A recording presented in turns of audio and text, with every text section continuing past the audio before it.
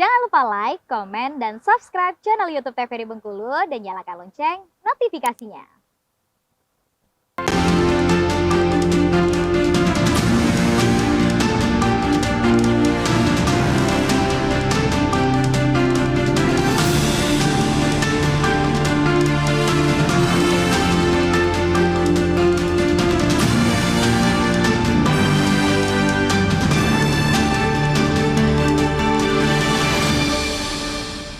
Ya, Assalamualaikum warahmatullahi wabarakatuh. Pemirsa TVRI Bengkulu, apa kabar Anda?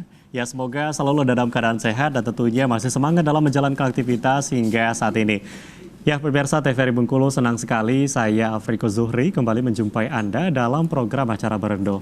Tentu seperti biasa, pada kali ini kita akan membahas berkaitan dengan pemilu.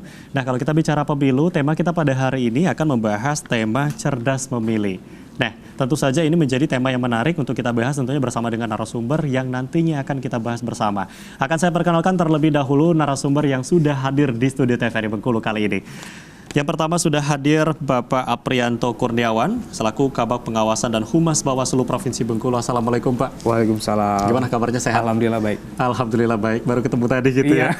Ketemu lagi kita di sore hari ini. Siap. Baik, jadi pada kali ini tentu kita akan berbincang Pak berkaitan dengan tema kita cerdas memilih. Nanti akan kita berbincang bersama. Terima kasih sudah hadir Pak. Ya, siap.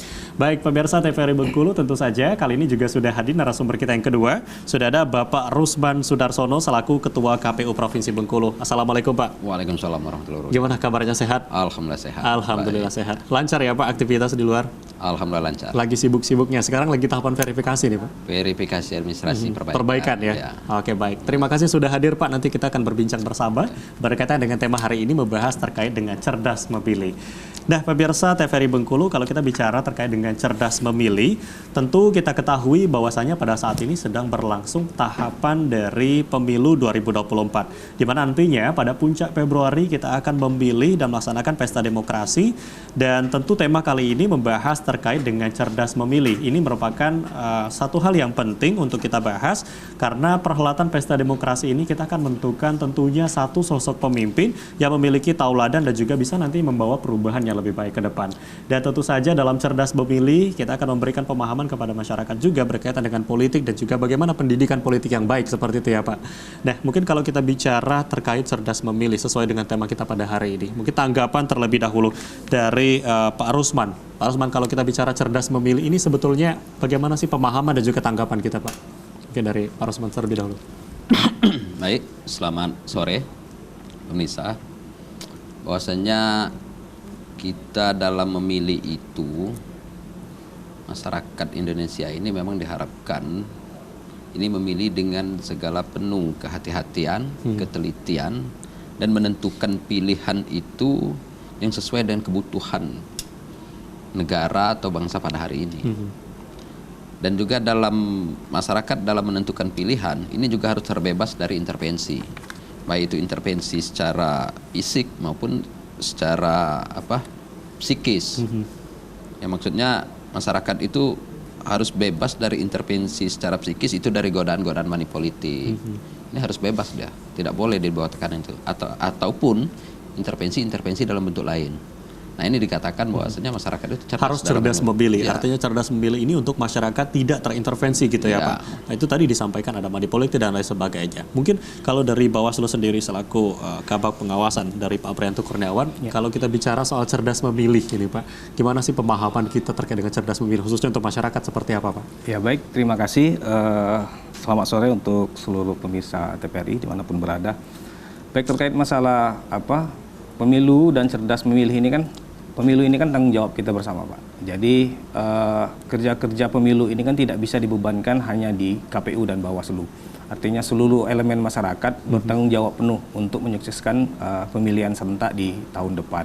Nah, tentunya harapan kami secara kelembagaan Bawaslu memang sudah menjadi tugas Bawaslu untuk mengawasi setiap tahapan pemilu.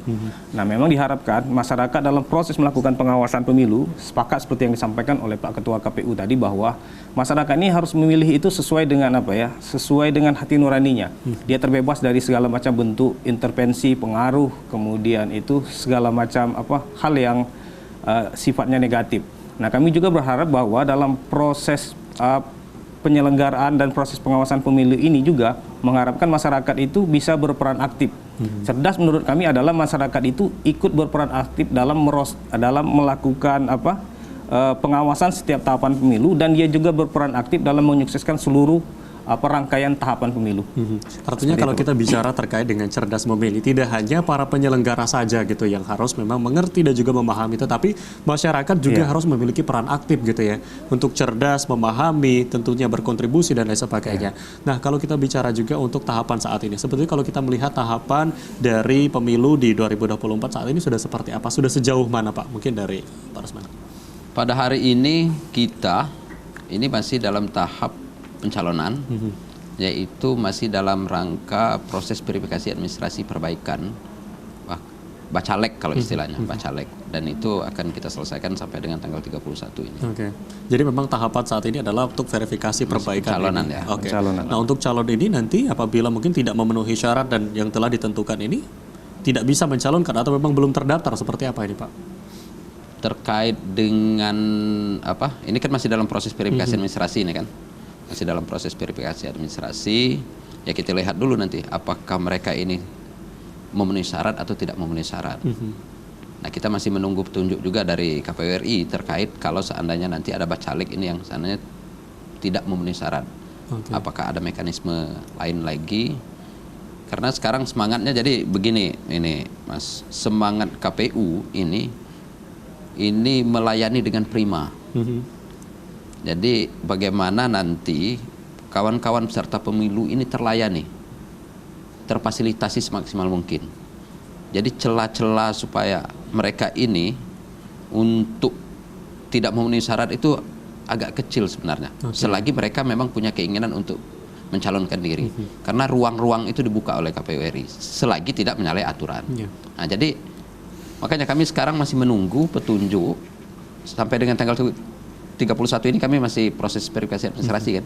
Nah, setelah itu nanti terhadap caleg-caleg atau bacalek yang nanti TMS, apakah ini langsung dieksekusi, tidak memenuhi syarat ini tidak bisa mencalonkan diri atau bagaimana, ini kami masih menunggu petunjuk masih menunggu keputusan dan juga petunjuk lagi gitu. Dari KPU RI, karena informasinya KPU RI akan mengeluarkan sejenis surat dinas atau juknis baru terkait dengan proses verifikasi ini. Artinya sejauh ini untuk proses verifikasi memang masih dalam proses proses.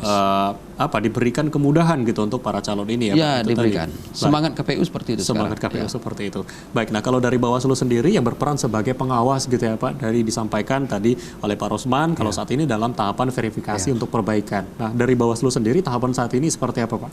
Ya, Bawaslu itu dia tidak punya tahapan sendiri ya. Jadi tahapan yang dilakukan oleh Bawaslu beriringan dengan apa yang dilakukan oleh KPU. Jadi seperti yang disampaikan oleh Pak Ketua tadi, bahwa kami Bawaslu hadir dalam setiap proses verifikasi yang dilaksanakan oleh KPU. Kami memastikan bahwa seluruh kegiatan verifikasi itu berjalan sesuai dengan ketentuan perundangan. Nah, tentunya dalam hal ini bahwa Bawaslu juga berkoordinasi intens dengan KPU terkait hal-hal teknis yang mungkin nanti bisa menjadi potensi-potensi pelanggaran-pelanggaran.